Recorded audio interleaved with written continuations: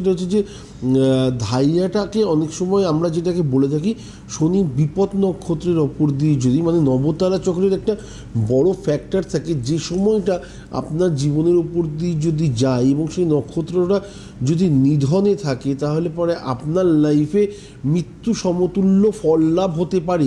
মৃত্যু সমতুল্য মানে এমন হতে পারে কিছু একটা এমন ডিজিজ হলো যেখান থেকে আপনাকে লাইফের প্রায় 1 বছর বা 1.5 বছর টাইম প্রচণ্ড ভোগালো, অথবা একটা এমন অ্যাক্সিডেন্ট হলো যেখান থেকে আপনার লাইফে 1.5 বছর প্রায় আপনি বিছানার সাথেই যুক্ত থাকলেন।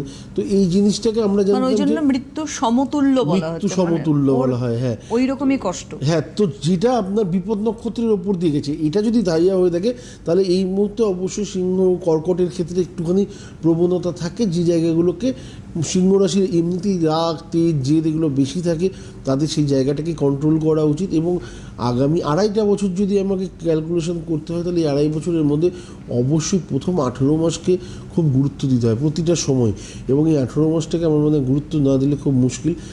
আর স্পেশালি কর্কট রাশির ক্ষেত্রে একটাই প্রবলেম, এই ক্ষেত্রে না হীনমন্যতা, মানে আমরা এখন একটা ওয়ার্ড নতুন শিখেছি ডিপ্রেশন।